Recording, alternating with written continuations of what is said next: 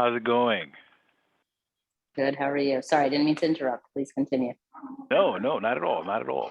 Okay, I think we have a critical mass. I see the majority of the executive committee here. So let us begin right now. So Dante, are we recording? We are.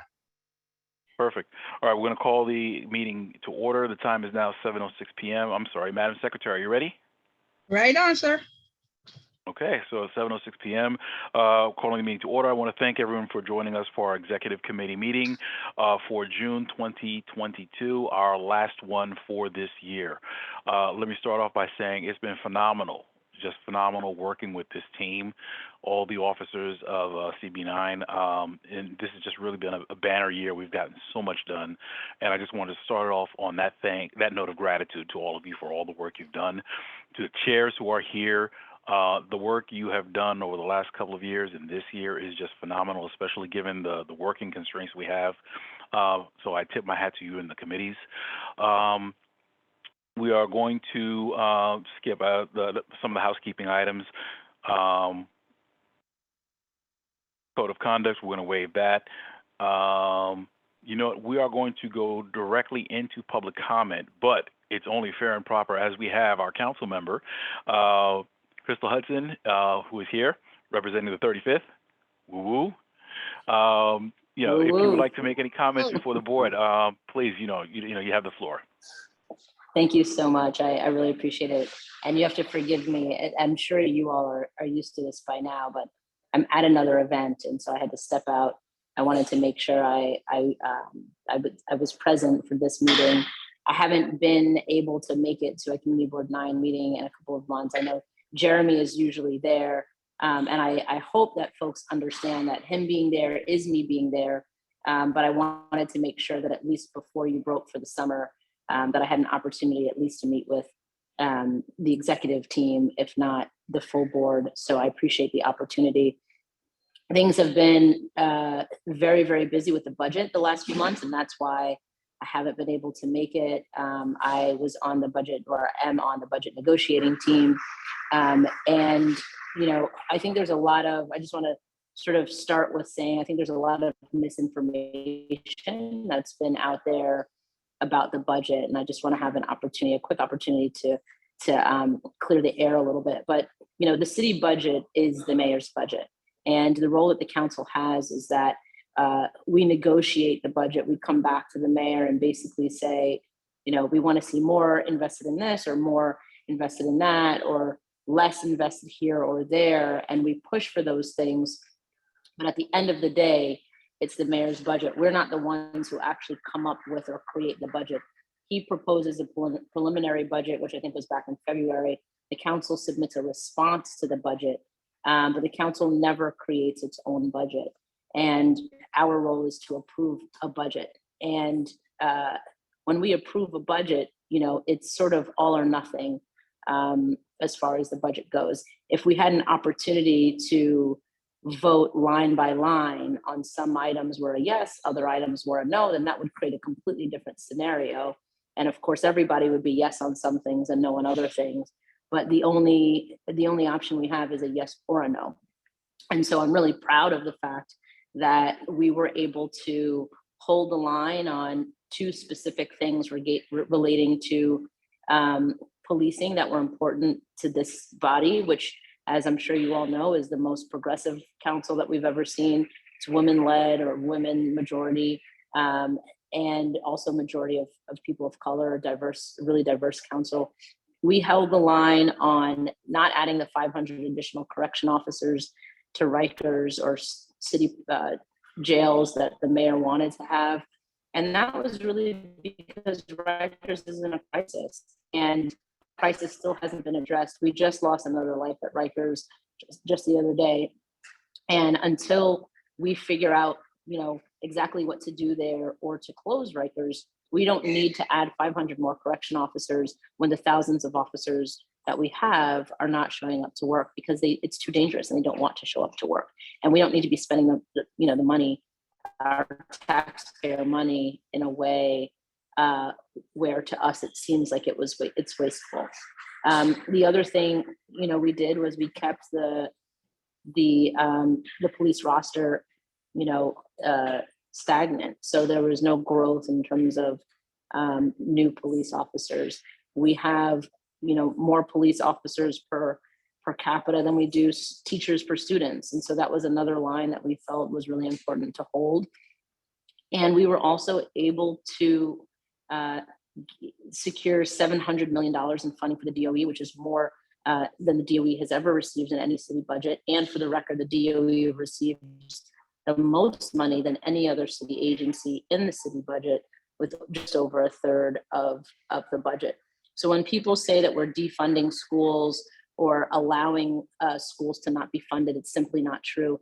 The decrease in funding that we've seen at the schools is from the state, and it's a flawed formula. The fair student formula is flawed, and we're working on that. My office sent an office to both the governor and the mayor just last week. We had a meeting with all school principals. We had about 50 people on the call from both districts, 13 and 17. Those are the two school districts that overlap with the 35th Councilmanic District, to basically, share this information with principals, but also to get a better sense from them directly of what the issues are. And so many of them shared systemic issues. It's not just, we're worried about the funding that we're not going to get this year because of the fair student formula. It was also the way funding comes down to our schools doesn't work.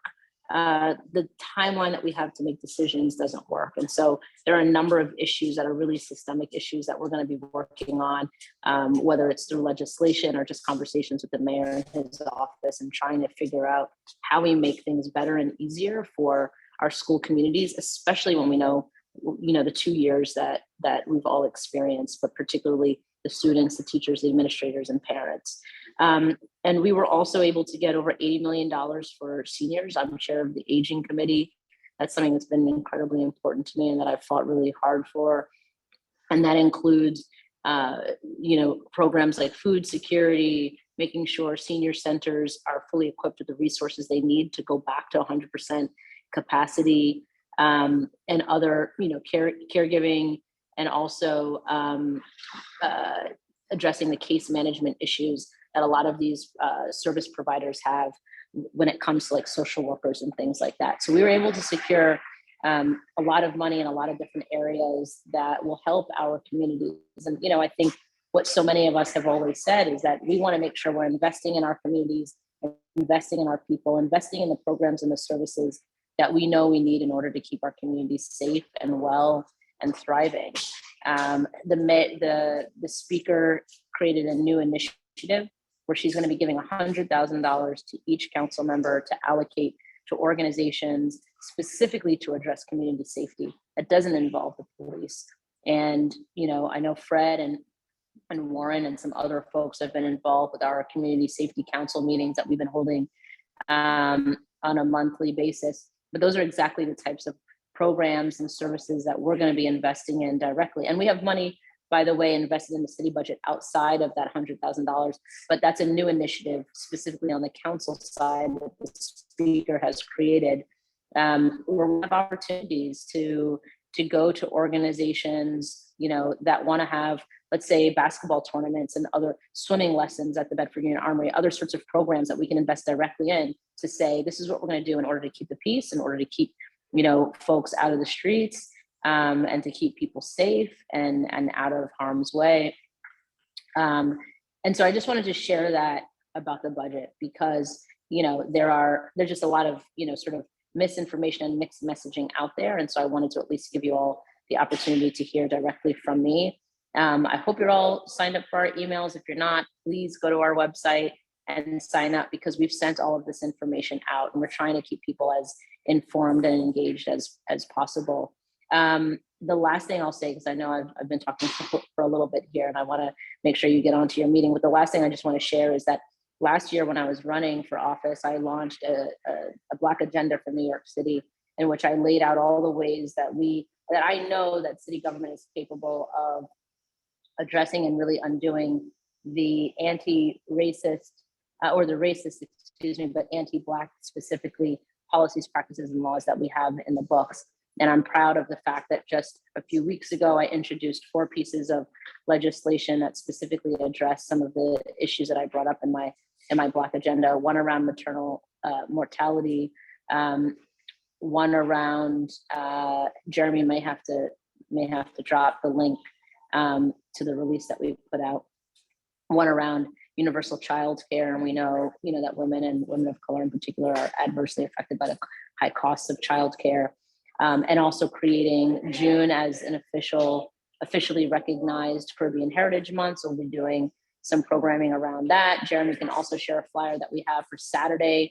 We'll be at Ronald McNair Park with some kids and making masks and just great programming and opportunity for people to really tap into Caribbean culture here in Brooklyn. So I'll leave it at that, but Jeremy will stay on the line for a bit and he can share that information in the chat, like I said, and also our contact information if folks don't already have it. And I'm happy to answer any questions that people may have. And thank you. No, thank you so much for joining us. Okay, I do see one hand up. We will take two questions. So Felice, you're the first one, and next hand up is the winner. Felice, go ahead. You can unmute and ask the council member. Okay. Hi, Crystal. Felice, please. Hi there. Hi there. Let me understand you. You said the cut pool of over 2 million is from the city budget? No, it's 200 million, it's $214 million. And that is from state funding. So the formula that the state uses is based on enrollment. And like I said, that's a flawed formula. And so we wrote a letter to the governor and to the mayor last week, basically asking the governor to change the way that formula is used, at least while we're still during the pandemic, during COVID, because it's not working. We've seen enrollment drop during the pandemic, but that doesn't mean that we need fewer teachers or fewer resources in our schools. The ask of the mayor specifically was to use federal funds, stimulus funds that are available to fill the gap, basically to plug the gap. But the reduction in school funding, the $240 million, is from the state level, it is not from the city level.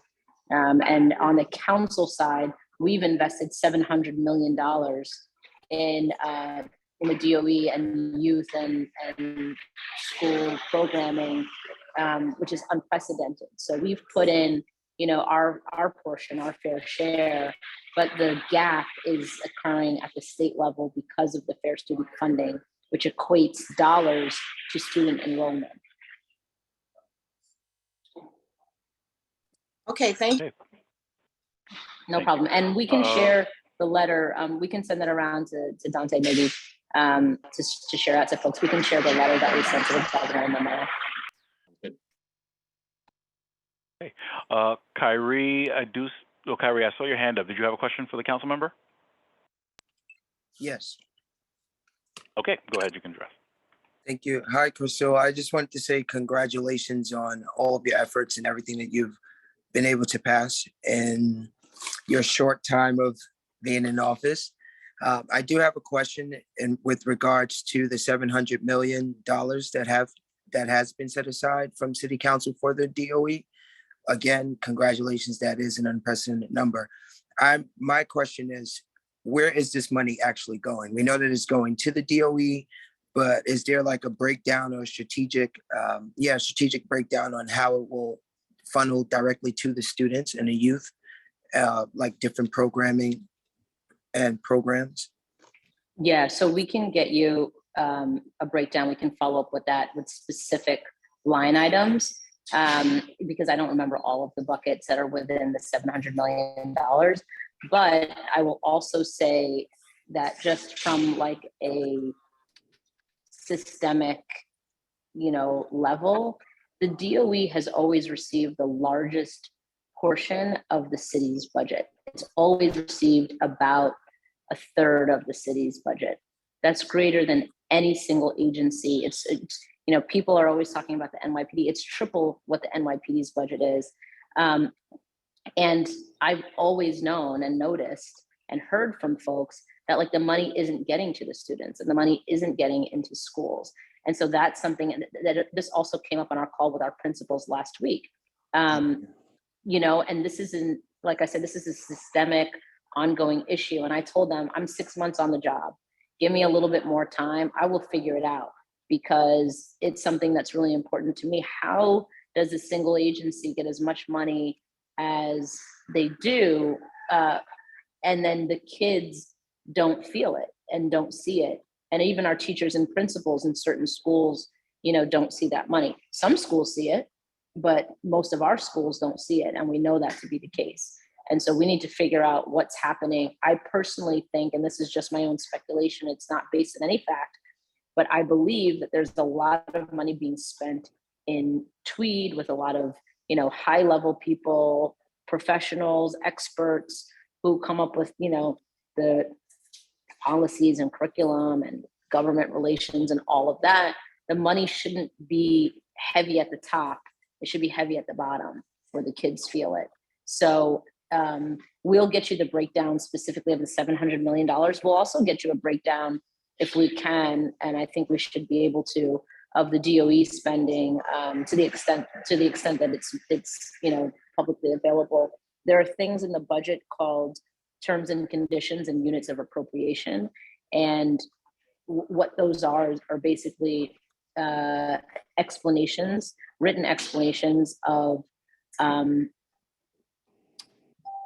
each budget line, right? So when you hear, for books, for example, books and resources, then we have there's a term and condition attached to the budget line item that will say, okay, $10 million is being used specifically for school for textbooks. And that's how we can hold agencies accountable. And we say, listen, you had $10 million allocated for textbooks, but you only spent $7 million.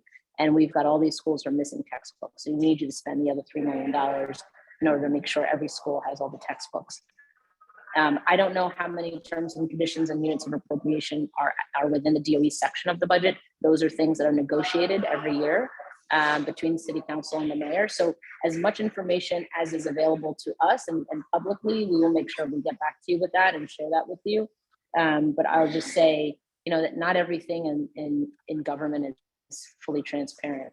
And so, that's what, so that's what we're working on, on the council, is trying to hold the mayor and all of these agencies accountable for what they're supposed to be delivering to New Yorkers. But I appreciate that question and we'll definitely follow up.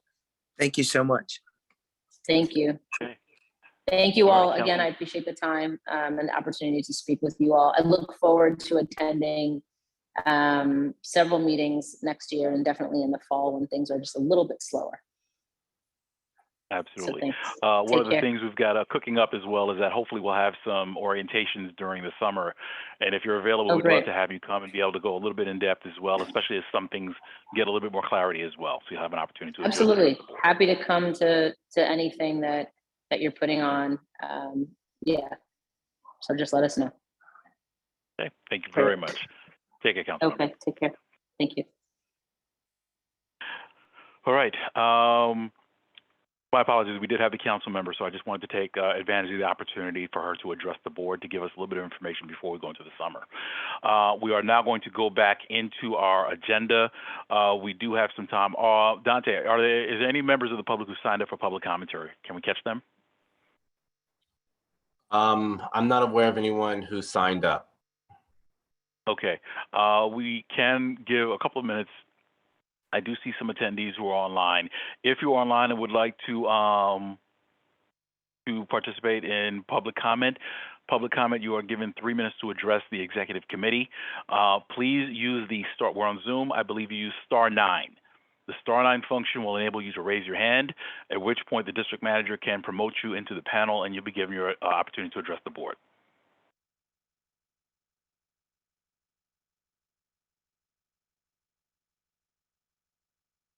Anyone for public commentary? Anybody raising their hands? I don't know. No one's raising their hands. Okay. I do see 2 board members who are in the participants. Mm-hmm. Teresa Westerdahl and Unella Rome-Perry. Can you promote them in? Yeah, let me bring them in. Okay. All right. Seeing none for public commentary, we're going to move into the next item on the agenda, the committee chair check-ins. Let's see. Going down the list in no particular order. Let's try. Warren, do you have a report for economic development? Yes, I do. Very briefly, we participated in the fair, which was the biggest success. The other thing is that we've made contact with the Flatbush Merchants Association. And what we'll be working on over the summer is to extend their present geographical boundaries to include our district. And that's on Flatbush Avenue. Thank you. Okay, thank you very much, Warren, for that report. Thank you for serving as the model, and I should have said this before, for all the chairs. In the interest of time, please keep your reports, oral reports, under 2 minutes. So let's get the highlights, make sure any pertinent details get included as part of the report when you submit for the board. Okay, so next chair, I see Ms. Moses for ULURP. Good evening. I'm not used to being second.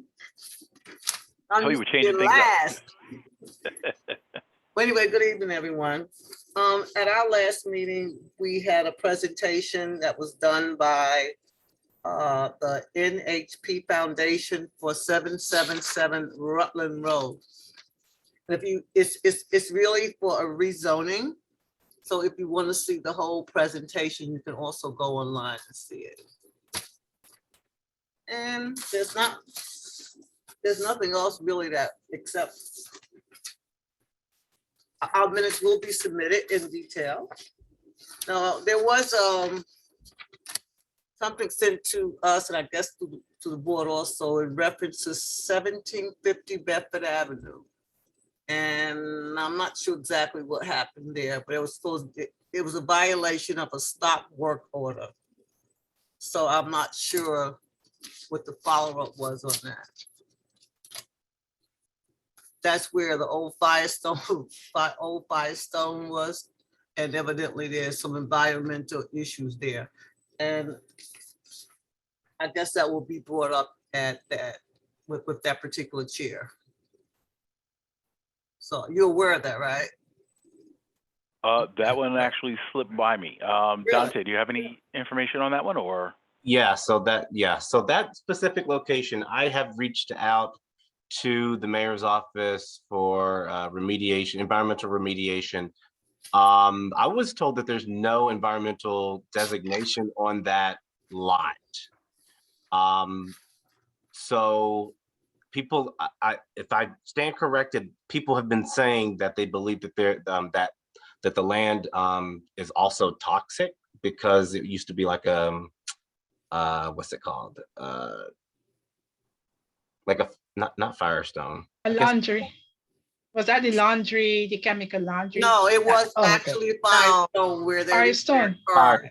They would always fix Yeah. cars there. Have my car fixed, always there. Yeah, That's that's where they had a lot of time. Well, Yeah.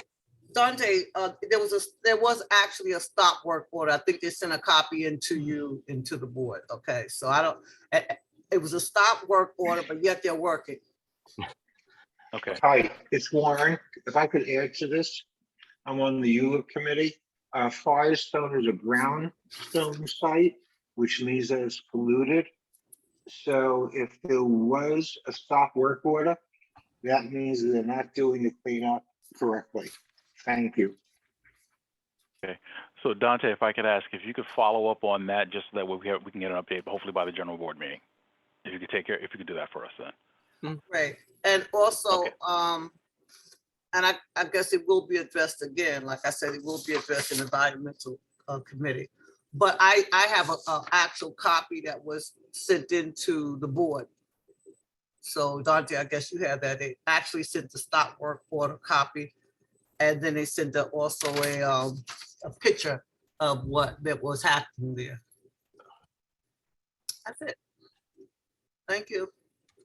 All right. Thank you very much. Well, you know what? Let me do this. Are there any questions? We can take one question for either ULURP or economic development. Well, one for each one of them. Are there any questions for economic development, Chair? Yes, I have a question. Very quick. Go ahead. 960 Franklin permit has been filed. Any referral to the community board yet? Hold on, is this for economic development? No, for Europe. 960 1 second then, hold on. Franklin is back. Okay, Permit has been yeah. filed for. Yeah, I'm sorry, repeat that, 960, what was that again? Franklin Avenue. Yes, what about it? A new permit has been filed for new construction. I don't know if we have any information on that yet. Yes. It's what someone sent me some material. They're getting ready to bill as of right. And I think Warren, you might have sent it to me. I'm not really sure, but I think they're getting ready to bill as of right. So Warren, maybe you could explain it because you sent it to me. Sure. As of right means that the community board is not involved in it. That means that they are respecting all zoning limits. And the time that the community board gets involved is when someone or a corporation or a developer wants a change in the zoning. This is not occurring at this site. So we really do not have involvement. Okay, thank you. Yanela. Yes, good night, everyone. Thank you, Mr. Chair. I just wanted to know, Pat, if there's any update on 777 Rutland. We're very concerned, not about the building, but the height and the change in the zone requirement. So I was just wondering if there's any update on that. No, there hasn't been any movement on it at this point. On Right, just with regards to there's that. no movement. Yeah, with that, they haven't filed yet. They've started conversations with Department of City Planning. They haven't filed because there's two things that have to happen at that site. They have to get a deed modification because there are currently restrictions on that property at this point. And then they would actually come to us for the actual zoning change, the zoning modification. I think they want to go from an R6 to an R7. Yes, R7A. Thank you for that correction. Yeah, to an R7A, but they're not at that stage yet. So there is not ULURP has not actually started. They haven't done that part of it yet. So they came out as part of an initial outreach. I think it may be critical, and definitely when we reform ULURP, we should probably have that as a conversation. We should probably have them come in because I think this is an opportunity for us to get in at the beginning of a conversation and let us know the issues we have, or the concerns, or whatever suggestions we have as a community. Right, and I just wanted to say, with the summer coming and we're going to be on hiatus, how is if there's anything, would that be addressed, or would we have the opportunity to do anything? From my understanding, and Pat, correct me, this is not something that happens anytime soon. No. They are still very, very in the early stages. So my understanding is we should have an opportunity to reform the committees, and the committees would get these before we actually start. Okay, thank you so much. No, absolutely. Naomi, I saw your hand earlier. Did you have a question for ULURP or for economic development? Oh, I just had a comment for ULURP. There's a building by my house. I don't know the exact address on Troy Avenue that I was on a Zoom call for a variance. Now, this building has been there on Troy and Carroll for a number of years. It used to be a bus depot. And I don't know if Suki's here. Suki had told me that they was having a variance hearing, and I was able to write, to type in for the variance. So I just wanted to say thank you, because that building has been vacant for a long period of time. I don't know what the deal is with the building. I just found out that they're trying to make it into an apartment building or a private house. And the person who owns it, he doesn't, I guess, I don't know what he wants to do with it. And then the fire department was coming and putting water on the property. But I guess since I went to the hearing, maybe that they started to do work on the property. So I just wanted to say thanks, because it's right next to my house, but I don't know what they're going to do with it. And if I had the address, I would give it to you, but I don't have it. I just know it's on Troy Avenue on the corner of Carroll Street.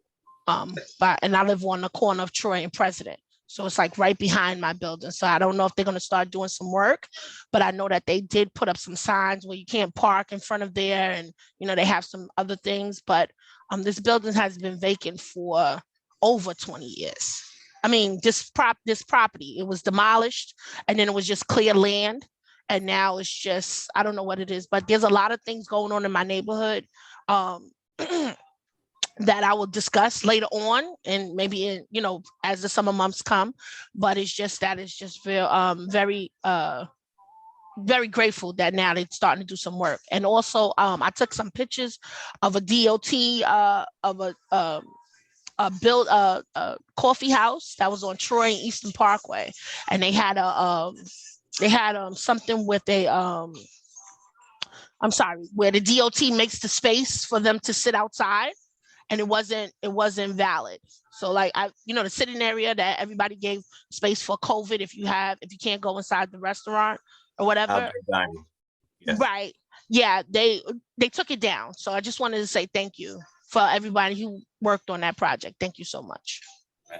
And I can say, Dante, in reference to, Ms. Baptiste, if you send in the address, the community board can look up and give you more information. But if you can go, into your area or neighborhood and get the address, and then make contact with the community board, and they can actually give you what they have. They could actually go into a site and give you some information. I shouldn't say what you need, but no, but I thank you so much, because I did come to the office and I told Dante about one thing, and I usually send, I love to be a tourist in my own neighborhood, so I'd send pictures to the, on the email. I just haven't been doing it recently, but as soon as I get that address, I surely will give it to the office and take it from there. So I thank you so much for just thank you, period. Thank you.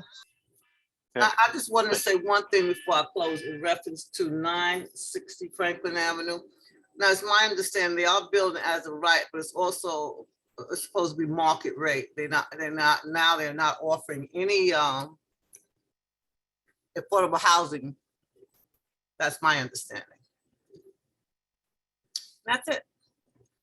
Thank you. Okay. Thank you very much, Ms. Moses. Let's see. I do see Parks, Recreation, and Culture, Mr. Almanor.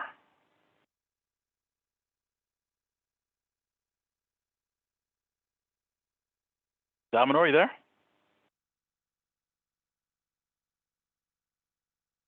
Looks like you might be offline momentarily. Okay, we'll come back. Let's see. Fran, do you have for Health and Social Services?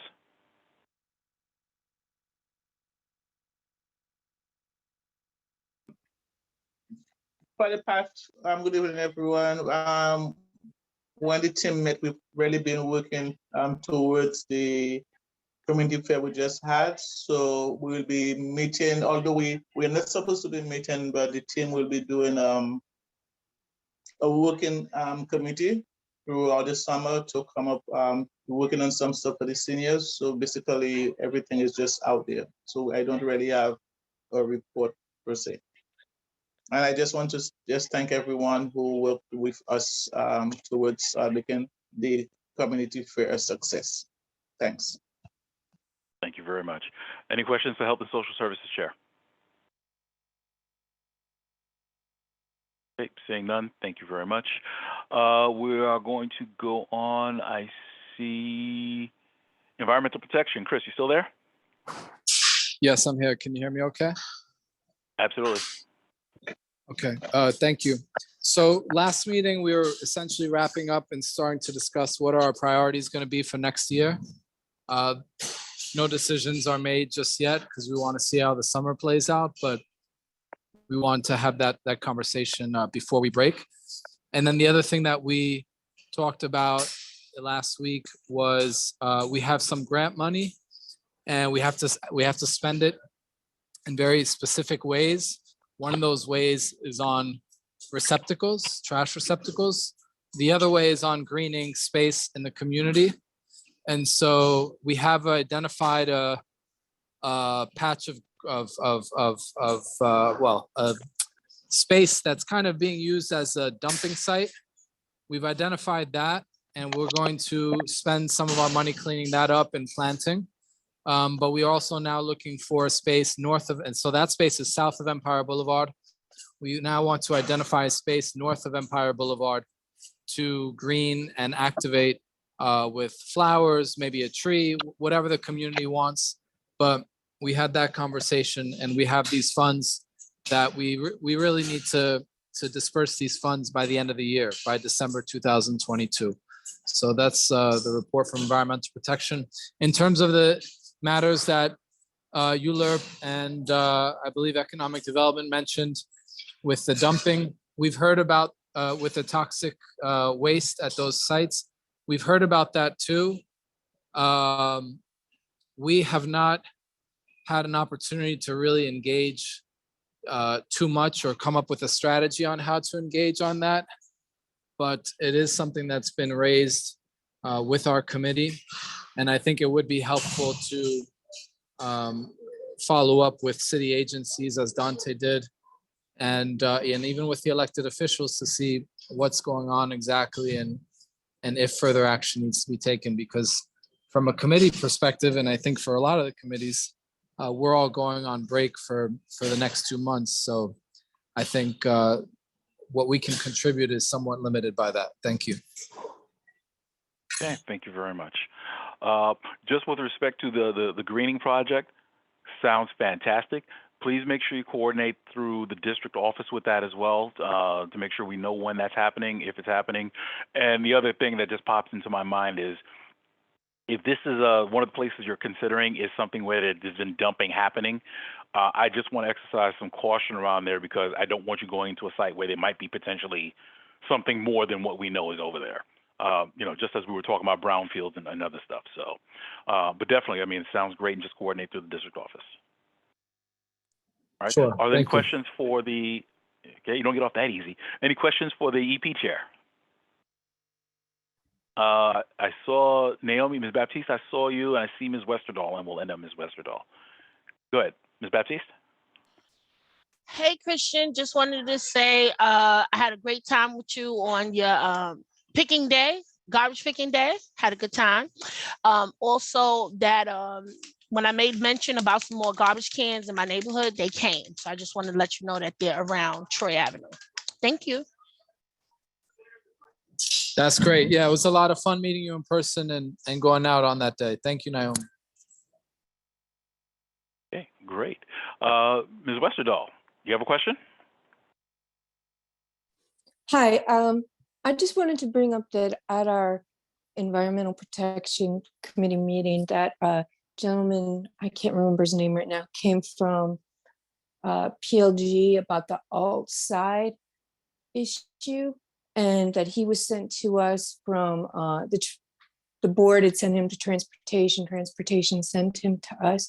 And I'm just hoping we can somehow work that out, discuss it, so the gentleman doesn't keep getting sent all around. I know Khalid did some research, really excellent, and sent it around, but just want to bring that up and have people talk about it and figure out how that isn't going to happen anymore.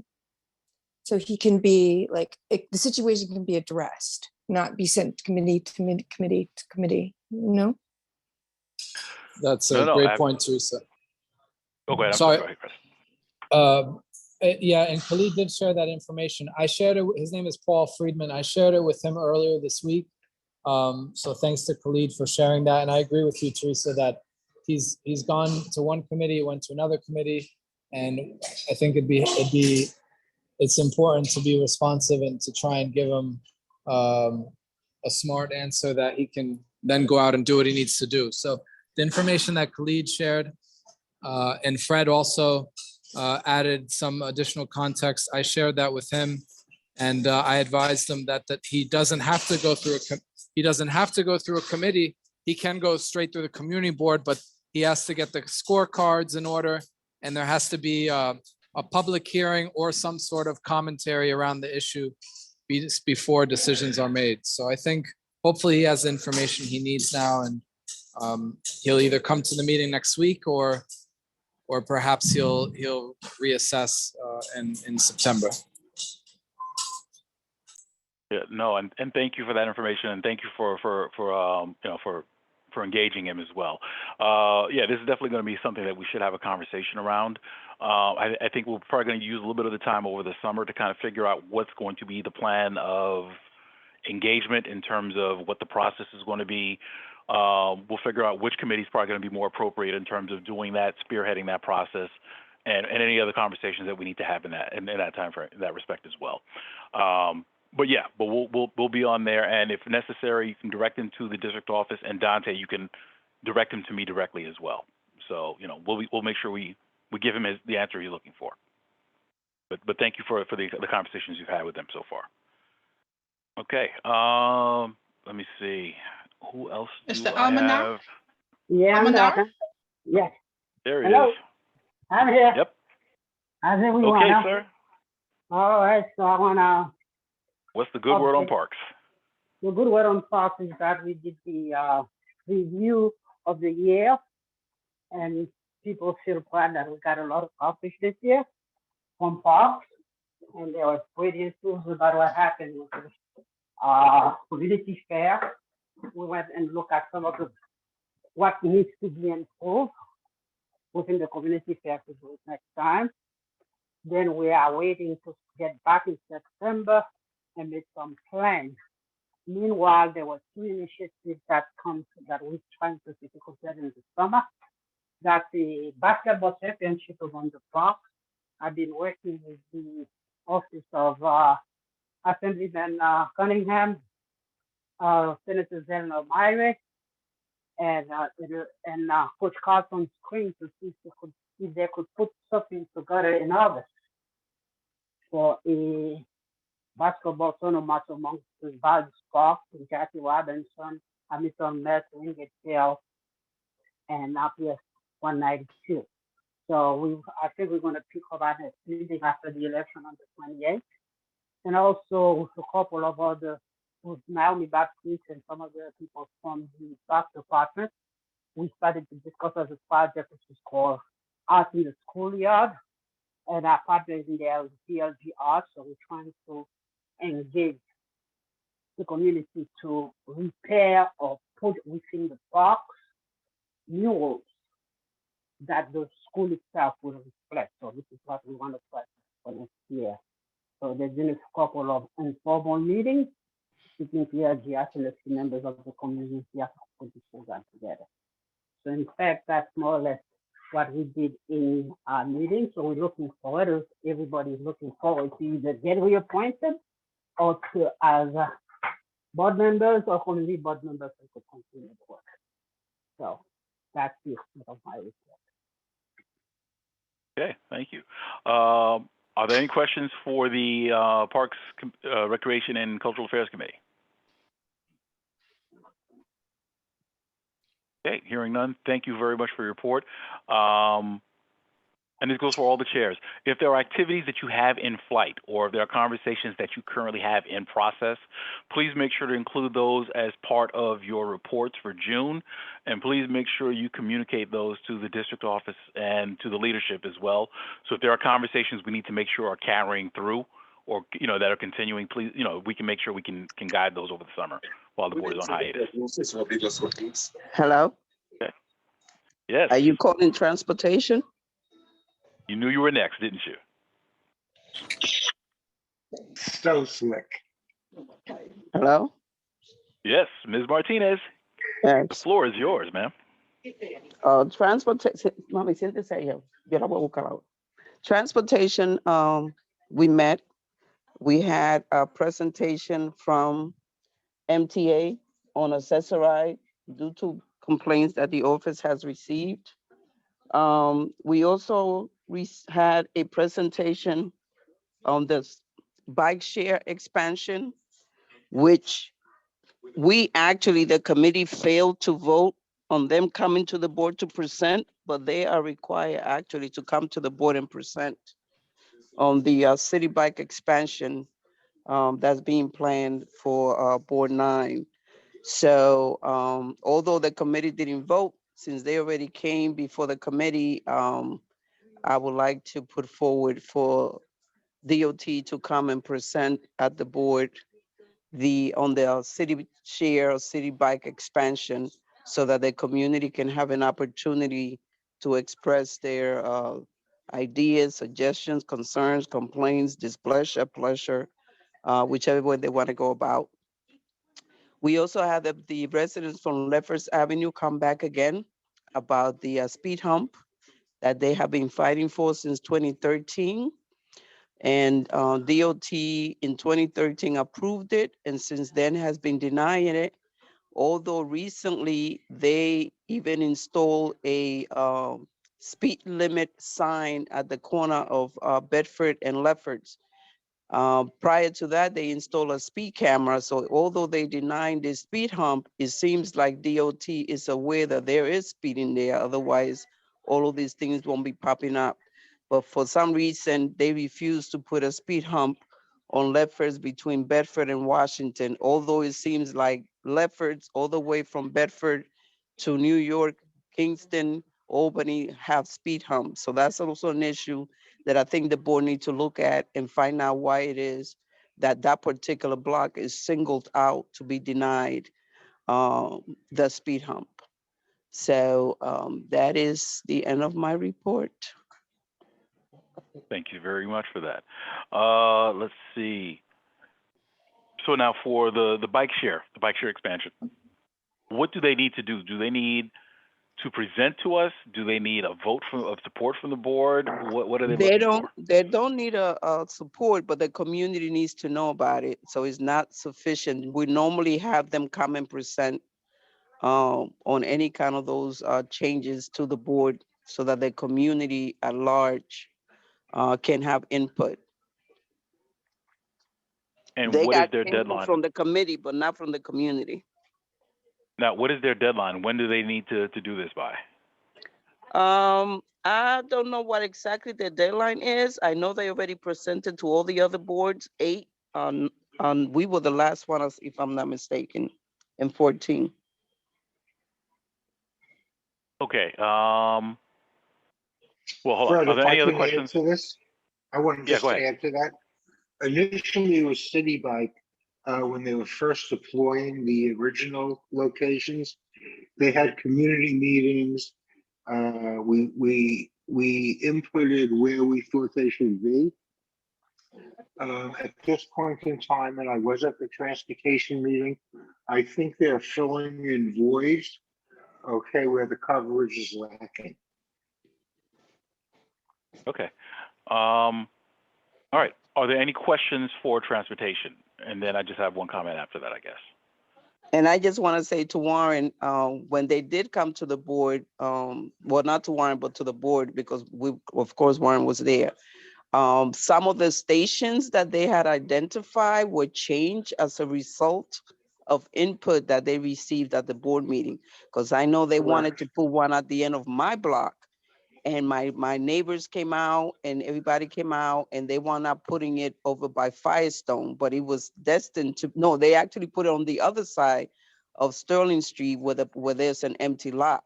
But the proposed location was right at the corner of my block where the big building is.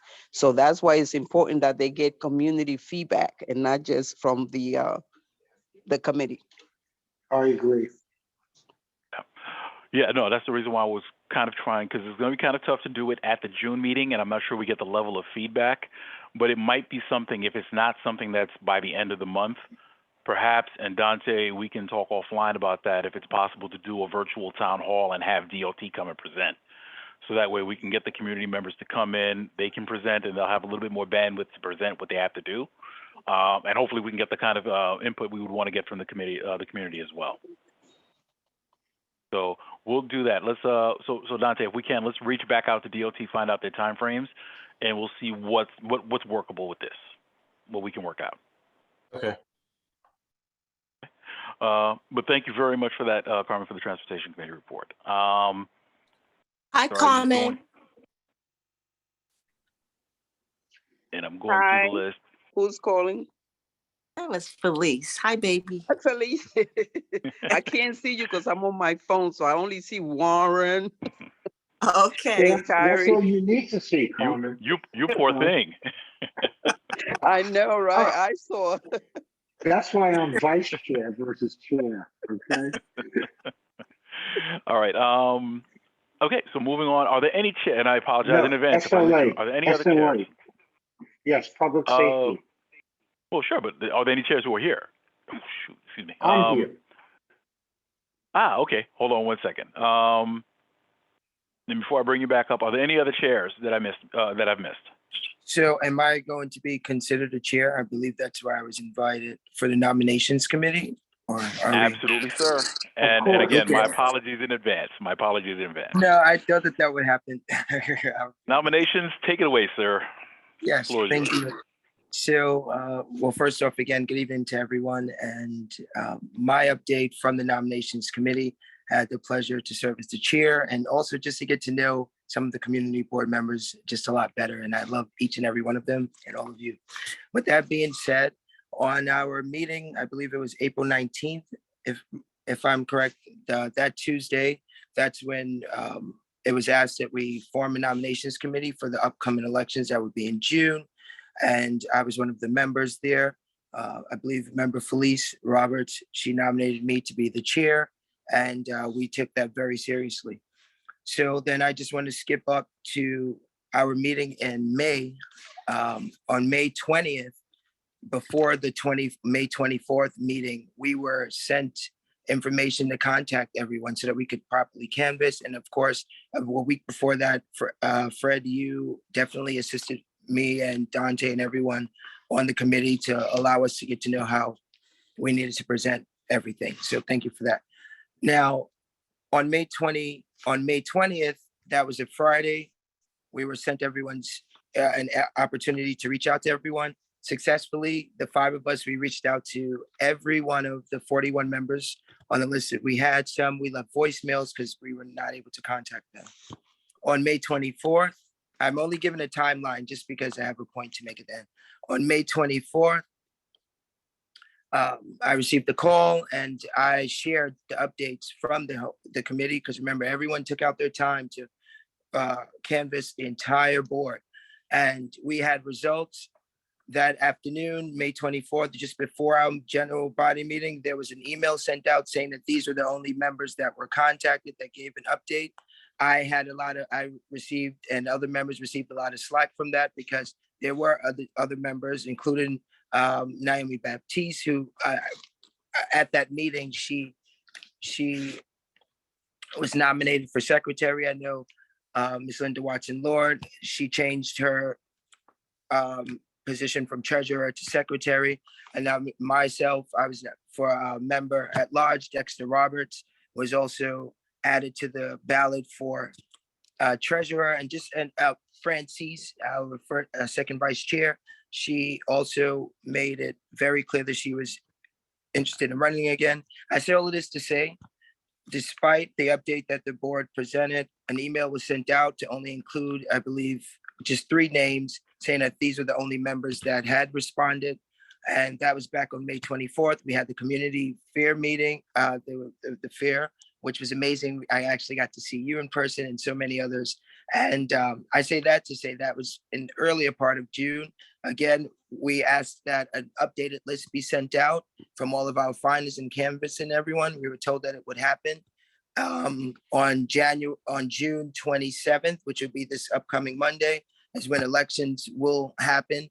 Again, the entire board does not know of all of the new candidates that are interested in positions.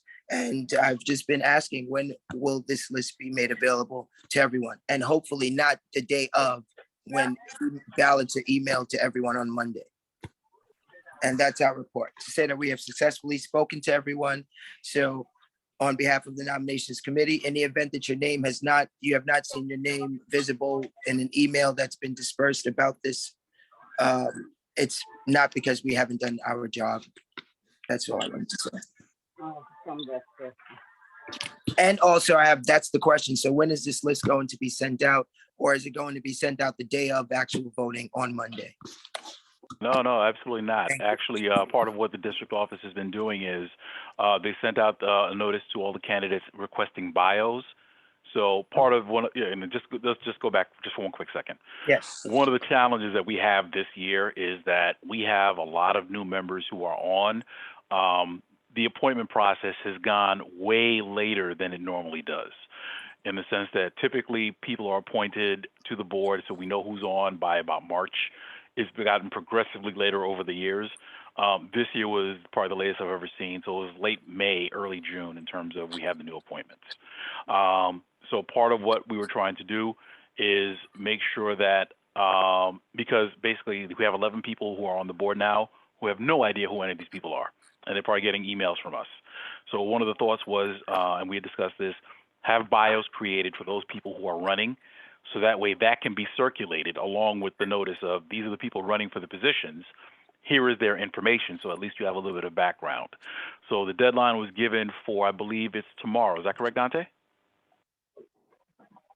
Should have been today at 11. I sent out an email yesterday asking for everyone to submit their bio by 11 a.m. this morning. Mr. Elaney should also be aware, because we did correspond via email, and I sent an email to him on June 17th that says that the vote for the election is on June 27th at the general board meeting. I will send out the ballot this week. We want to give each candidate an opportunity to submit their bios. That email with all of the candidates, the positions that they're running for, and the respective bios of each candidate will go out likely tomorrow, because the deadline was today. Okay. Okay. So to that point, the information is all going to go out, and hopefully with some additional information to give some background on the actual candidates. Well, I and just as we say that, put my hand up. So Dante, I'll have my bio to you shortly. Yeah. Thanks. Yeah, thanks. Well, so, okay, well, thank you for that. I just also just want to say again, that's why I only mentioned the timeline, is because, again, I just wanted to make sure that the committee members know from the nominations committee that our work was used to get everything. And the final meeting that we had was May 24th. And that's when we presented to everyone, and we were all told to submit everything from then. I just don't understand why it stretched so long. And the next thing was that if we're waiting for bios, I thought that every board member had to submit a bio in order to be a part of the community board. No, this is two separate processes. The borough president's office does community board appointments. The board office, myself as district manager, the assistant district manager, and the community assistant, we have no part in who is selected to be on a community board. Okay. And just to put a point on that, that actually was a question in a conversation we had with Borough Hall as part of the borough board meeting. In short, that's their information. They're not giving that one up. And I guess that's because, you know, they're concerned about information release and whatever else, and they don't control the usage after that. So that's part of the reason why we got to do it on our level. So that's why that was requested on this end. Okay. So in summation, so definitely by this Friday, at least there will be an email sent out to everyone prior, at least giving them a chance to digest all of the candidates before Monday's meeting. It'll go out. No, I think Dante already made the commitment to go out tomorrow once I get mine in. Yeah. So it'll go out. I'm sure they should have one on file from you, Fred. I'm sure. You've been dynamic for years here. Okay. Sir, I like this guy. No, but the office is on top of that. It'll go out by tomorrow. So, you know, we wanted to avoid that scenario where you get an email on Tuesday morning for on Monday morning for an election that night. So, but that's going to go out tomorrow. Thank you so much. No, and thank you and the committee for all the hard work you've done. I do have one point I'm probably going to add regarding the elections when I get to the chairman's report, but we'll get to that shortly. Are there any questions for the nominations committee? It's Warren. I just want to congratulate the committee for the very thorough work. And personally, I enjoy the demands that you're putting on the board. Thank you. Thank you. Absolutely. Okay, Warren, I think you'll finish us off with public safety. Yes, I held the public safety meeting. Jaco Beeman had a conflict, so I filled in. Basically, we had one application. It's a business that's in business. called Zed Eastern Drinks. It's a vegan restaurant. It's 675 Flatbush between Hawthorne and Winthrop. He's been in business for about a year or two. They're applying for a beer, cider, and wine license. The purpose of it is to increase their business. This guy who was present was let me just get this name right, Noel, who was the owner of the establishment. He checked off all the boxes. Number one, it's a vegan restaurant. Number two, they're having recorded music. Number three, their proposed operations was from 9 a.m. till 10 p.m. at night during the week, and 11 to 3 on the weekend. The committee suggested and told him that 3 o'clock is kind of late and we should do it till 12 o'clock, which he agreed to. He's hiring residents, blah, blah, blah. Hold on.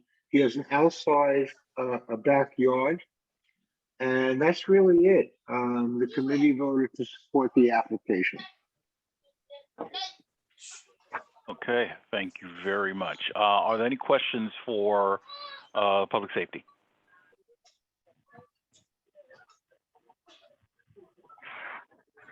Okay, hearing none. So you said this is for a beer, cider, and wine license. Is it a new license or a renewal? New license. He's been in business for about a year or two, and he needs that to increase his business and revenue. Blah blah blah. Okay, all right then. All right, and you already have. Blah blah blah. We're to cut the blah blah blah. Okay. Yeah. Okay, we'll take that one out the record. And I guess the last piece. So, and we got fire and police reports, and he's clean. Yeah, he's very clean. It's a vegan restaurant. The guy seemed terrific. On my personal opinion, not our official checklist. But he's been a member of this community. He was a retailer prior to opening the restaurant, and I think COVID affected him. And I've been down to the restaurant, and it's a great vegan restaurant. And as a personal statement, I don't think vegan restaurants cause too much issues, but that's just my opinion. These are the short ones, so it's better. Okay. All right then. Okay, so I think since I heard no other questions as well, are there any, one last call, are there any other chairs that have a report that I missed? And hearing none, thank you everyone once again. Please make sure you get your final reports into the district office so we can include that as part of the package so that we can go out to the board in advance so people have an opportunity to review. Additionally, if you're a chair, one, thank you again for all your service this year. But two, if you have any in-flight items, if you have things that are in progress, things that are popping up that you weren't able to address, please make sure that you let the district office know, so that way there can be an appropriate handoff, and if there's any movement or any correspondence that needs to happen, that way at least they're aware and they can take care of that in the interim until the committees are reformed for the fall. Okay. With that, we are now going to move on to the next item, the district office administrative check-in. Dante, what you got for us? Good evening, everyone. I have a very brief report. First, I just want to thank everyone who helped and who participated with the community fair. I think that the fair was a success. The day of and days after, I heard very good commentary about the work that we did, especially from members of the public and from the participating nonprofits. So I just want to give a shout out to everyone who helped plan this. It took a significant amount of time, but I'm glad that it was a successful event that we can all be proud of. The next thing I wanted to mention is that we did close the registration for the rain barrels. We will be working with the newly elected, obviously, executive committee and DEP to schedule a date in the summer for the giveaway. I did just receive an email from DEP asking how many barrels they need and what date. So we'll be working over the summer just to get that date. And then emails will go out to everyone who signed up to receive a rain barrel. Emails will go out with that information. So just be looking forward to that. If you know of anyone who signed up, just tell them to look forward to that information as well. Let's see, the New York City Service Line Inspection Program. This is something that I've been mentioning for a couple of months now. Natural gas customers in New York are currently undergoing natural gas service line inspections. These inspections are mandated in the city of New York. The contracting company that is doing the inspections for National Grid is Precision Pipeline Solutions. So if you see contractors, if they come to your door, to your neighbor's door, they are working on behalf of National Grid for these inspections. You can call the board office. We can connect you directly with National Grid to see if you're on the list due for an inspection. Take one out of there. One of the issues has been that a lot of people haven't been letting the inspectors in to do the inspection. And I believe that there may be a fee, if I recall, I think there's a fee up to $1,000 if access is not gained. So if you are on that list, or you may be on that list, or you know someone who may need this information, have them reach out to the board office and we'll connect them with National Grid to make sure that they can get their inspection and avoid the penalty. Earlier, there was a conversation regarding City Bike expansion. We had received some complaints about the City Bike docks located in the district. It seems that a lot of the docks are accumulating trash and litter. If you see this, please reach out to the board office. We finally got a contact for City Bike maintenance. So if you're seeing these locations accumulate trash, or you're seeing that the docks are being vandalized, reach out to the board office. Preferably, if you can't take a photo of the specific dock and let us know the location of it or the cross streets, and we'll reach out to City Bike to handle that maintenance and to get that repaired. But definitely let us know if you see trash and litter so we can work with sanitation to address that. Also, illegal dumping seems to be a real issue in this district. If you see locations where there are illegal dumping, please get those locations over to the board office. Those complaints are coming in. We want to create a list, send the list all at once over to DSNY enforcement. Hopefully, what they'll be able to use whatever measures that they can to hopefully prevent dumping in that location in the future. So if you know of any locations, please reach out to the board office. Also, I'm not sure if Christian LeBeau is still on, but Christian, if you are on, I know that you had mentioned that your committee or a group is interested in looking to do some type of planting revitalization to a lot. I believe that there's a program that National Grid has where they might fund it. So reach out to me and we can have that discussion offline. But I just want to let you know that I think that there is a program where we might be able to get some funding for that, but I'll talk to you about that offline. With that, thank you, Dante. Yes, no problems at all. At the District Service Cabinet, unfortunately, we did not have a representative from the NYPD, so we did not receive any of the relevant stats. The District Service Cabinet will be taking a hiatus during the summer. We will be coming back in September, just like the Community Board. I'm thinking moving forward, I'm going to request some different representatives from the agencies, just so each agency that we're dealing with is fully aware of our issues, and we can start to build a better relationship and a line of communication with the agencies. But with that, that is the end of my report.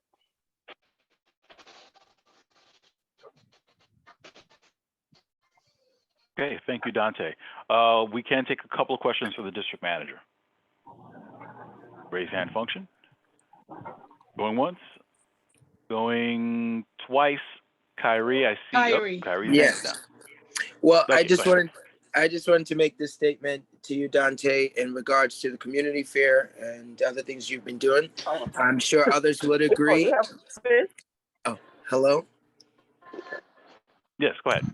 Okay, Okay. I just wanted to say you did a terrific job. Like I was there that day. I mean, you were just running all over the place, making sure everyone was organized, set up, and having a great time. So thank you for that. And you definitely did work very hard on that too. I know you opened up your remarks with that, and I wanted to chime in like, oh yeah, it was amazing. So thank you again. All right. I appreciate that. Thank you. It was, listen, a lot of people put a lot of work into this, and I can't say enough, the folks who have been And working. shout out to Mia and everyone else. Khalid, Yep. shout outs to all of you. Thank you. Yeah, the staff, they've been very good. I'm very lucky to have them part of this team. Even the words that I say isn't going to mean enough, so I won't waste much more time, but I just want to give a shout out to the staff, the work that they've been putting in over the year, and I look forward to working with them on future endeavors. Okay. And that probably is the perfect segue for us to go to the next section, my chairman's report. And guess what? The first thing on my lips is going to be community fair. I don't know how much more I could add to this, and because I think so much of it's been said already. It was just a phenomenal event. I've been a member of this board for 10 years now. I cannot recall an event like this. Between the scope, the planning, the energy, and everything that was done, I think it was just so phenomenal. So, I mean, this is held Saturday, June 4th at Ronald McNair Park. We had over 75 vendors, agencies, and organizations. This is something that exceeded my wildest expectations. I really couldn't have called this. I would have been happy with 30 or 40, but truly, as appropriate to Dante and the team, they really came through and delivered big for this district. Extremely well received. I don't think there's anybody I talked to that day who really didn't think this was anything short of a smashing success. Dante, you've heard it several times.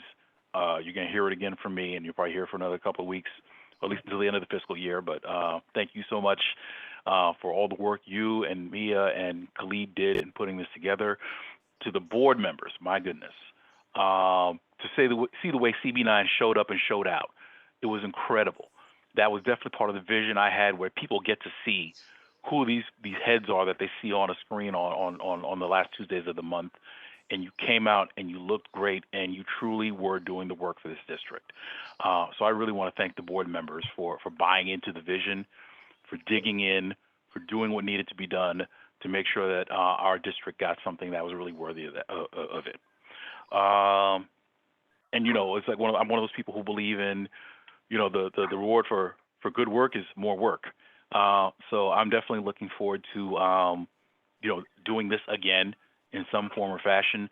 I think that there was so much that we did well. I want to make sure that those things become part of the best practice in terms of when we do things, we do it to a certain standard.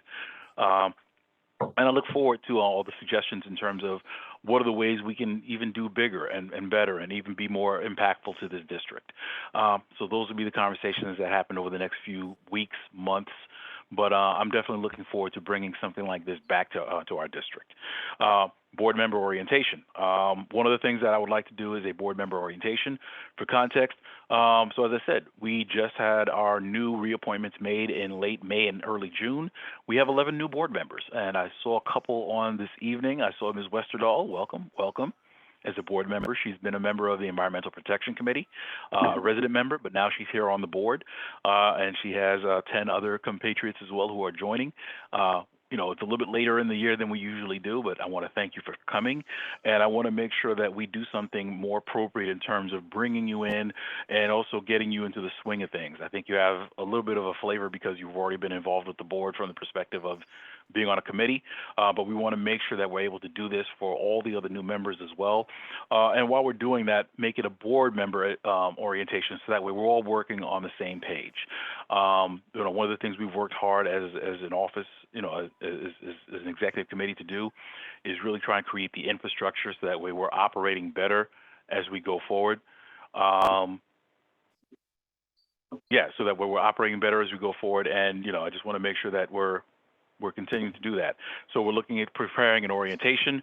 So we'll discuss topics like Ms. parliamentary Baptiste. procedure. Yeah. Naomi, turn your Ms. camera off. Baptiste, you gotta turn the camera. We can see you. Hey, Naomi. Hello? You move Kick her off for now. Okay. Celeste Dante. is on the call, has no and she's clothes a new on. member. Yeah, Dante, remove her for now. Celeste is on the call, and she's a new board member. I see her in attendees. Maybe you could say hi to her. Is Celeste there? I'm so sorry. I did not see I Celeste moved up. there. I'm moving over. Okay. But yeah, so part of what we're going to look at doing is that orientation where we'll discuss these things, and just so that we have a better understanding of how we operate as a board and how we're going to move forward, and even share some of the visions, and talk about some of the tasks that we want to do and make sure we accomplish during the year. Going back to a point that the nominations chair said, we're going to have our elections coming up in a little bit. So on 6/16, we sent a bylaws amendment. In May, we actually voted on a resolution allowing for us to have virtual meetings. So that's one of the things that was covered, but our bylaws call for us to have paper ballots. So what we've had to do for the last couple of years as we've been in the emergency for COVID is we had to pass resolutions allowing for us to do electronic balloting. So in accordance with the bylaws, we drafted this amendment, which is authorizing the board to use electronic balloting for the June meeting. So what will happen is ballots will be sent electronically to everyone's email address at the proper time. You'll be able to click on the link. You'll be able to select your candidates, and your votes are recorded and tabulated. So one of the requirements for all the votes is that we need to be able to make sure that we were able to ascribe each member to who they voted for, and that has to be maintained by the board office because that is a public vote. So our voting in the past has allowed that, and we're going to continue that practice. Now, with that being said, the bylaws amendment is going to be one of the action items we have to do when we get there on Monday, is we need to vote on this amendment. Once we voted on the amendment, then we will be able to proceed with launching the ballots. So I just wanted everybody to be aware of that, to make sure you're present. And actually, let's go back. We are meeting on Monday the 27th, not Tuesday. Tuesday is primary day. So we've moved the meeting to Monday. Make sure you are going to see notices. Please do not confuse it. It's not the regular time. We're meeting on the Monday prior to primary day. So again, we're going to have the office for elections. We've already talked about the bios, and the candidate information is going to be sent out by the board office. And that is all I have for my chairman's report. And again, I just want to finish on this note of gratitude to everyone for all the hard work you've done and for putting your faith in me to serve this board as chair for the last year. Thank you so much. All right, at this time, I'll take any questions on my report.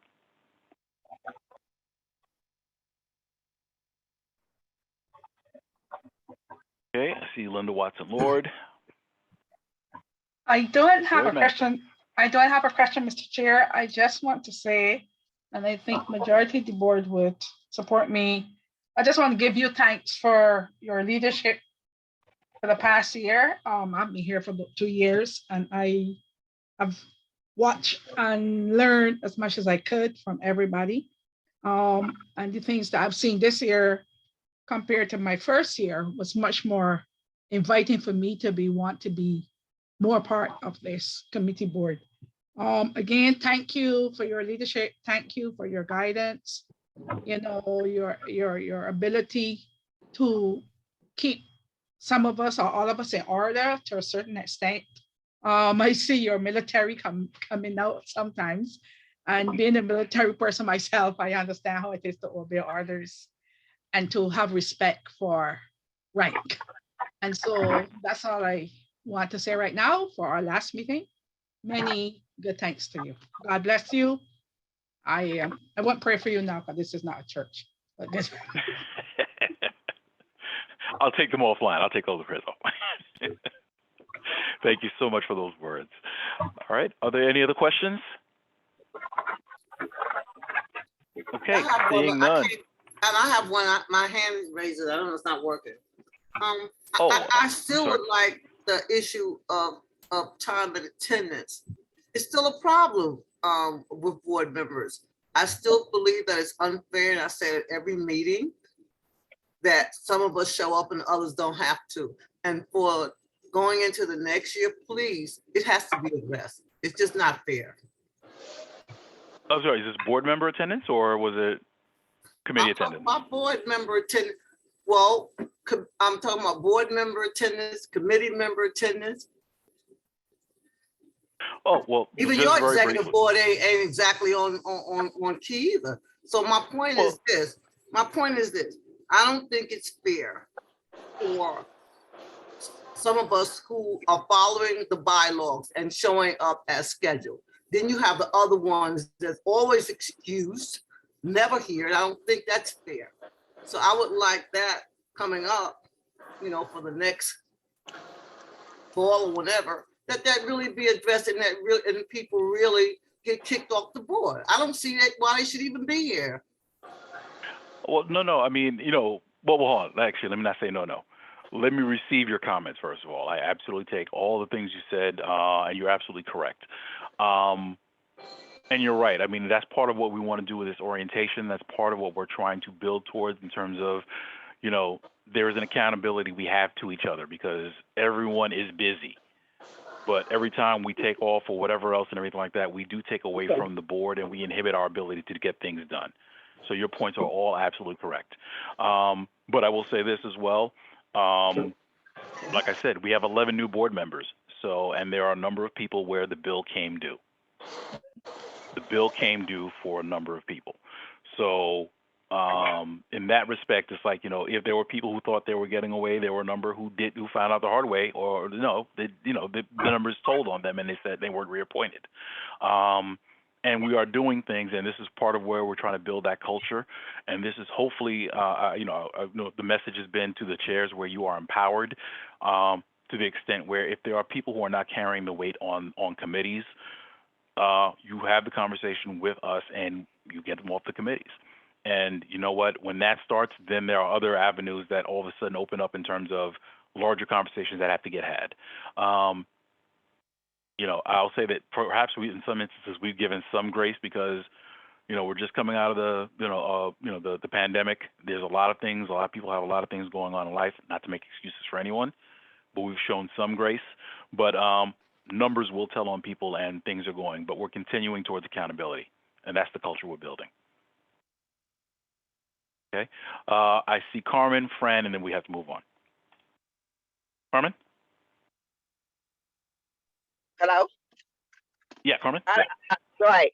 I actually don't have a question. I meant to say this while Dante was doing his report, but Community Board 8 co-sponsor Rad Academy with the Local Development Corporation of Crown Heights. And I'm glad that Chris is on because he might be able to chime in or say where these are needed. But I am getting 10 of those road improved garbage bins. I had gotten 10 before and distributed in my area where my office is. So I would like to split those 10 between Board 8 and Board 9, since you serve as co-sponsored.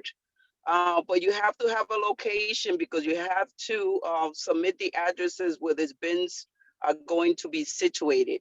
So I don't know if Dante know any businesses around there, or even the board, if you need a rodent approved bin, that I will bring the 5 to you. And if Board 8 wants the 5, I'll give them 5. If Board 8 don't, then I'll bring you all 10.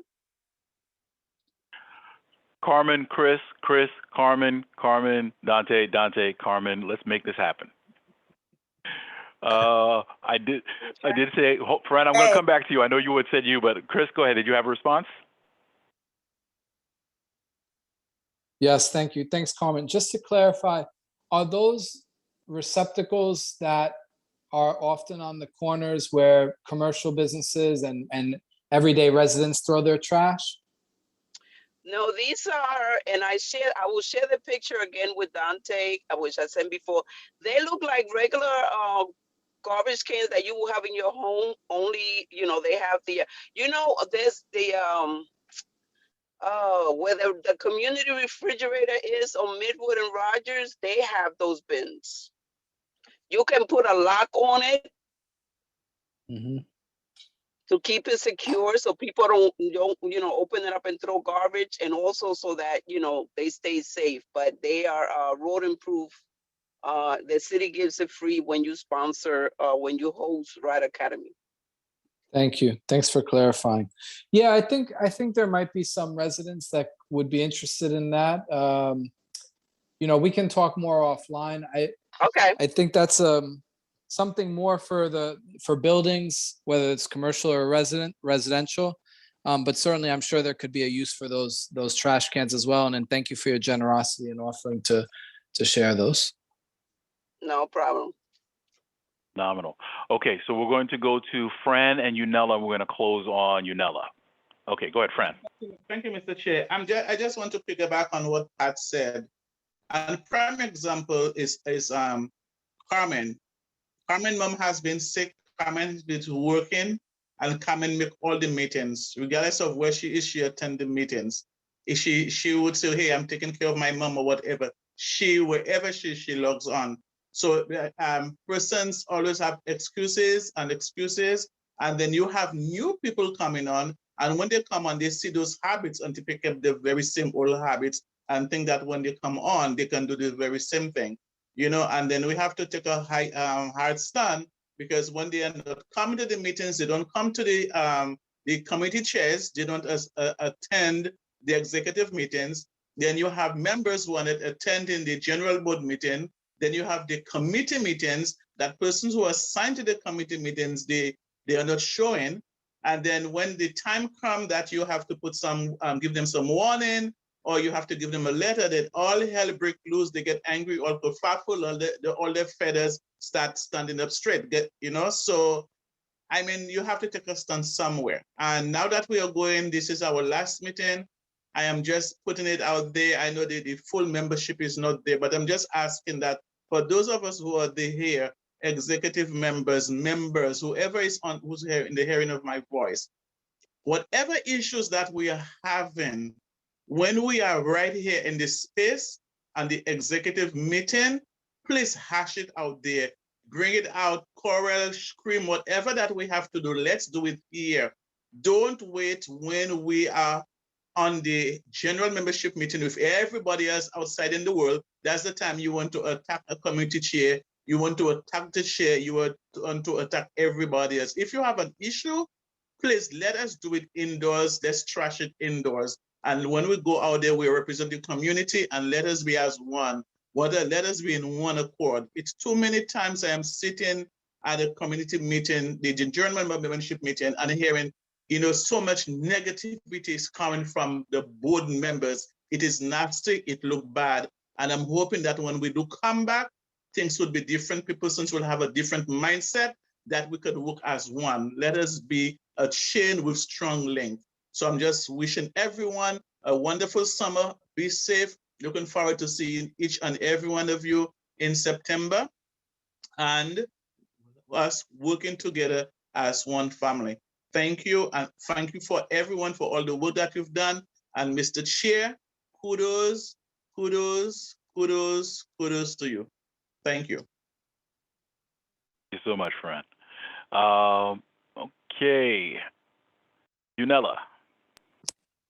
Thank you, Mr. Chair. Regarding those bins, I'm in a development, and I'd like one for my development, if you don't mind. It's 288 units. And we do have, and Carmen, if you can, I'd appreciate if you send me the information for the Ride Academy, because I do see some running around, if you don't mind. So I'd appreciate if we could get a bin for our development.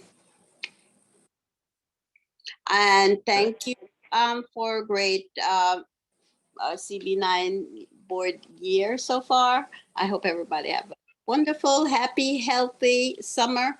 And there should be somewhere or somehow that we do keep in touch over the summer. So, you know, we keep up to date with what's going on. But I'm sure Dante will be sending us info, right, Dante? Yes. Yes, thank you so much. Phenomenal. Okay. All right. Oh, and I do need to point out, Ms. Roan Perry is a phenomenal photographer. It's amazing the things she's captured. And at some point, I definitely want to make sure we share some of the pictures she captured from that day as well. So And I want you might want to be careful. She might have pics of I y'all. want my pictures, You might want to be careful, all of y'all out there. Mr. Chair, that mean one Yes, of the ma'am. days we might have to put on a members talent show. We have. I know. Some of y'all, you know what? No, the pictures will tell on everyone. Don't worry about it. I was going to say, but the pictures will tell on everyone. Okay. All right. You know, I did say that was the last one. Dexter, I will let the treasurer have the last word. Go ahead. Hi, good night to each and every one. And I just wanted to make one comment, right? So there's nothing that you, Mr. Chairman, could actually do when individuals miss meeting, right? Basically, for you to do anything, you have to go according to what the Constitution say in terms of meetings. So you can't hold one, you have to hold people accountable, yes. But if you want to hold them accountable, we must go with what the Constitution say. So if you I just know what it say. I just not know what it say because I didn't read what it said. But I'm just saying, if your Constitution says that if you miss 3 meetings, you out, then you're out, right? So you of your own self cannot hold no member accountable. But I wouldn't say accountable. You cannot make nobody come to meetings. You can't force them to come to meetings. What you have to probably do is to enforce what the Constitution say. You know what I mean? For me, I would say that meetings are very important to me. This is why I'm here. I've never missed no meeting. If you want to testify, even when I was on vacation in foreign countries, I would log into your meetings, right? So we can hold people accountable to meetings. It's what is dear to their heart, is what they would give out. But what you can do is still look at what the Constitution say in terms of individuals who miss meetings, how many meetings you miss, what you can do, and then you can enforce it. Other than that, there's nothing that you can actually do. Thank you. Okay, thank you. Okay, all right. So with that, we're going to move on to item 6 on the agenda. We're going to set the agenda for the general board meeting. All right, the agenda as I see it, we have our public session. We have rules of call to order, rules of conduct. Dante, do we have any presentations? No presentation schedule. Okay, no presentations. We are going to hear one SLA application. Warren, what's the name of the entity again? I think it's Zed's Foods and Eats, but I'll confirm that to the office tomorrow. I don't have my Okay. notes in front of me. No problem. We'll confirm the name on the agenda, but we have one beer, cider, and wine license, Correct. if I recall correctly. Okay, one beer, wine, cider, and wine license we have. Okay, after that, we will have public commentary, after which No, we I will thought you have had that at the beginning, Fred. public commentary. Yeah, what do you have? What's your first item? Call to order. Oh, Call to okay. order, rules of conduct. Yeah, call to That's order, rules my of conduct. mistake. I take it No back. worries. No worries. Yeah. Okay. So public commentary, acknowledgements. After that, we will go into the business session. Business session, roll call. We'll have the approval of the minutes.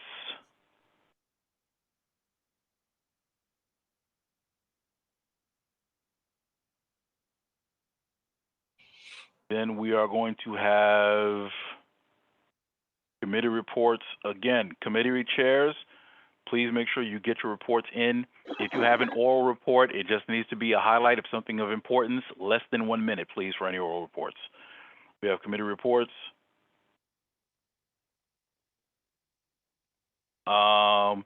Under committee reports, we will have one. Kyrie, I would ask just that you give for the nominations and elections. Okay, what exactly, in addition At to this what it point. be sent out? Okay, Yeah, no, the only thing you're going to do is call out who the candidates are for each position. Typically, we allow for candidates to have 1 to 2 minutes just to address the board in terms of qualifications, vision, whatever they're going to do. okay, So that's the only thing you're going to do in that section. okay. Okay? Thank you, thank All you. right. No problem. After that, we're going to have special orders. Madam Secretary, record this. Special orders. And that's going to be the vote on the bylaws amendment. Shouldn't we do that before elections? No. So in the committee report, all we're going to do is the nominations is going to have the speeches by the candidates. Okay, Then we're going to go to special orders. We're going to adopt the bylaws. Once we adopt the bylaw amendment, then we're going to go into elections. excellent. Thank you. No problem. So, Mr. Chair, after special orders, vote on bylaws, special then orders. election. Yeah, special orders. So as a matter of fact, special orders put 2 items. One is going to be the bylaws vote. The second one will be election of officers. Thank you. Okay? Yes. All right. After that, we're going to have voting items. The only voting item I have will be the SLA application. But we'll leave that. You can leave that. Just voting items. We'll take care of the SLA application at that point. Then we have unfinished business.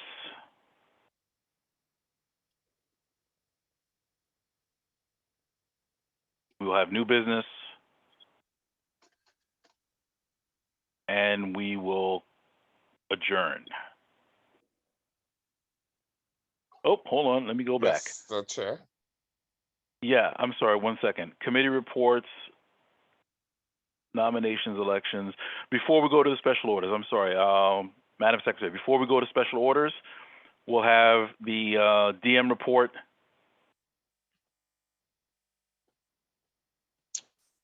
Chairman report. Dexter, well, actually, Dexter, do you have, you want to give a treasurer's report? Definitely, because I think people had questions from the last meetings, which I and Dante have been communicating about to ensure that they have these answers, you know. Okay. All right, we'll have a treasurer's report. I will give as brief. Okay, I will give as brief a chairman's report as possible. All right, and then we'll go to special orders and continue down the line. Excuse me, what are special orders? Special orders are business that we have to handle. It's, not necessarily a committee report or a voting item. So Okay. like, special business we have. I'm voting up on these things. All right. I know, I'm learning a lot. Okay, so I think I've got everything covered. Are there any corrections or anything we need to add to this agenda? I think you need to get approval to take your executive members out to dinner, a fine restaurant. Somehow I think, well, I don't know if it's going to be out of order or we're going to go to jail, but I make a motion to go to jail. I want to amend that motion to send Warren to jail. That's as that works. Okay, with nothing else being said there, I will entertain a motion to adopt the agenda as stated. So moved. Second. Okay, this is moved by Warren Burke. Do I have a second? Second. Okay, I hear a second by Dexter. Francisca Leopold. Sorry, Dexter, but I'm not trying to get in trouble. Okay, moved and seconded. Unless there is any unreadiness, all those members of the executive committee in favor of adopting the agenda as stated, please say aye. Aye. Aye. Aye. Any opposed, please say nay. Or please state your name for the record, I should say. Any opposed, please state your name for the record. Any members of the exec who wish to abstain, please state your name for the record. Call for a second time. Any members of the exec who wish to abstain, please state your name for the record. Hearing none, the motion is adopted. The agenda is adopted for June 27th. Okay. Is there any other business for the executive committee at this time that we need to entertain? Okay, hearing none. You said Well, I the have to- executive, you didn't say the members, because there is a difference, yes? For the executive committee, yes, because in the executive committee, only the officers can vote. Only Okay. officers can vote there. And let me know when there's new business so I can present, please. Oh, you had something you wanted to? Yes, please. Oh, go ahead. Go ahead, please. Okay, I just wanted to say that tomorrow, June 22nd, the 71st precinct is having their general meeting at the middle school at Middle School 61, 400 Empire Boulevard. And then they're going to be announcing the National Night Out, which is August 2nd. So as Sergeant of Arms, I'm here to present that. I believe I gave it to you, Dante. Did you see it? You did. Okay, very good. All right, that's my report. Thank you. Hey, it's Warren. I just want to piggyback on that. This is something that we've been missing, meaning the community board, and that members, especially of the executive board, but members should be present at these meetings because a lot of pertinent information is distributed. Thank you. What Thank time you is for it? saying that, Warren. What time is the meeting? It will start at 7:30. Thank you for Okay. asking. Thank Thank you. you. Thank you, Warren, for that. Thank you. I appreciate that. Thank you so much. Absolutely. Okay, thank you for that announcement. And unless there's anything else, again, thank everyone for the support, for the work, for your commitment to this district.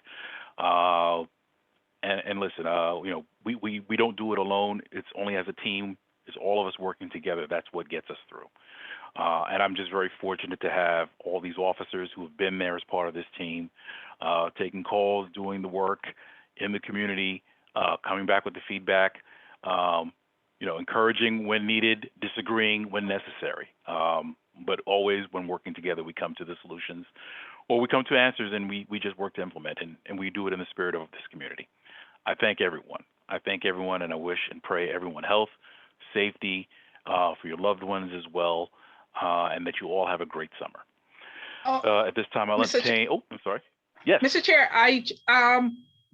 I waited on the other business to say this. I usually like to, pop in at all the committee meetings so that I'm familiar with, what they do. And I find that there are two that's on the same night. And I'm always like kind of, which one should I go to? I want to go to half of one. But then if I start one, I just don't want to jump off and get the other one. I'm just thinking if that's the law that they must be on the same night, or if we could, separate them, that everybody get a chance to go, because I do agree with Miss Pat that I would love to go to more, but sometimes, sometimes the timing of things that you do, like for myself, I get home a little bit late from work because, if something happened, if my prime minister is saying I got to run an errand, I wouldn't be able to make 6:30. Sometimes I like to come in on my phone and stuff like that, but it don't always work. So I'm just wondering if maybe in the new year, if we could, in our orientation, we could see how other people feel about it so that we could make things that people could attend more regular. I mean, I've attended I was only able to attend half of one of Fran's on Mr. Almanar. Chris, I thought Chris' meeting was really good. I had just intended just to listen to see, how what's happening and what it's all about. And I found that his ideas was good and I was able to contribute. So I, like the ULEP, I want to know more about that. But again, that's on the same night or something. So maybe we could look at that and see how other people feel about that. But that's just my feeling as a new member and looking to, make things easier for everybody. Absolutely. I mean, listen, these are things that are always a conversation. Very briefly, a lot of the times the conflicts, very, very briefly, we try and have all of our committee meetings within the first 2 weeks of a month because we have our exec by the 3rd. But because we're doing it, that's 10 business days. We have 10 committees. The math is not working out right, but there's only a finite amount of time that we can do it. So that means sometimes committees double up. Now, Okay. which committees are doubling up? That's something that's a matter of we can have a conversation. If we want to change the mix up, that's good, but it's always going to, well, I mean, I say always, it's more likely than not going to end up being, if we stay with the schema, that two committees are going to meet in a night. But we can have conversations around which two, maybe we break them up so we switch up the order. But that'll be a conversation we have with the chairs as well to see who's available for what days and everything as we proceed. Thank But you. all conversations. Yes. You Okay. know, Fred, it's Warren. I just want to add that we need to be prepared for September for in-person meetings. So I know that in terms of the monthly meeting, that's all been taken care of, good work, you know, through the good work of Dante. But our board members need to know that the committee meetings and the general meetings will be in person probably by September. Thank you. Yeah, point well taken. Thank you very much for that, Warren.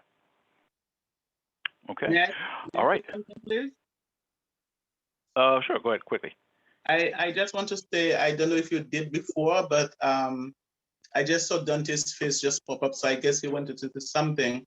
But I just want to say from me, you are the chair for the executive, so I don't want to say on behalf of the executive, but I just want to say a mighty thank you to Dante, you know, for all the work, you know, that he's been doing, you know.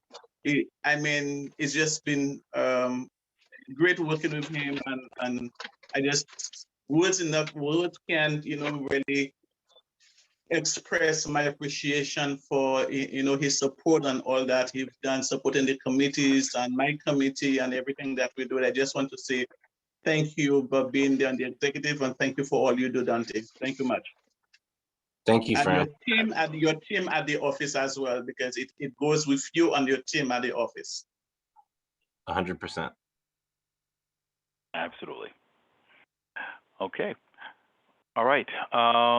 And you know what? On that note, I just wanted one last comment. I've had my ways up. I wanted to back up what Watson Lord said. And I think the idea of being a member at large, where I took it, was to find out what is it going on in all the committees so I could be more informed. Having the committee double up sometimes is difficult. I hope we can work out a formula. Maybe we can get some, move some of those meetings not on the same day. I think we should come to these people who would like to attend a lot of the other meetings to see it. So, and also I want to thank the last board for choosing Dante. And I think we discovered a gem. Thank you for that. Thank you for that. Thank you. please, I would remind the exec committee, please be careful. He might want to get more money after this. But you know what? I just recently was able to see Dante in person. I thought he was a short guy. I didn't know he was that tall. I thought he was a short guy. You're pretty tall. Because he's hunched on camera. That's the reason why he's hunched on camera. Yes. And you know, Pat, I thought you were 35 years old. Yeah, when I okay. saw you. You better stop drinking. But then he saw you and he realized you're only 23. That's my share. And with that, see, we end on high notes around here. At this time, seeing no other business, I will entertain a motion to adjourn. Motion, so moved. So moved. I hear moved and seconded. All those in favor of adjourning, please say aye. Aye. I hear a majority. We stand adjourned. Madam Secretary, we are ended at 9:54. Thank you. Everyone take care. Stay blessed. Right. Stay healthy. Take Stay care. safe. Good day, everyone. Have a good night. Be We well. should meet for drinks now. 8:54, Mr. Chair, not 9:54. 8:54. Force of habit. Oh no. Force of habit. This is the first time we're meeting under 2 hours. This is the first time we have a meeting under 2 hours. Yeah, well, it's in progress. We're making moves.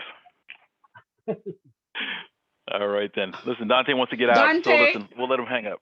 Dante, what's Miss Celeste's last name, please? I didn't want to ask when she was there. I'll be honest, I don't have a clue. Okay. Hold on. I will tell you right now. Hold on 1 second. Chase. There it is. Thank you. I've got my attendance complete now. Perfect. Got it. All right, have Bye, a good night, Carmen. everyone. Good night. Bye-bye. Good night, everyone. Good night. Who's that, Linda? Night.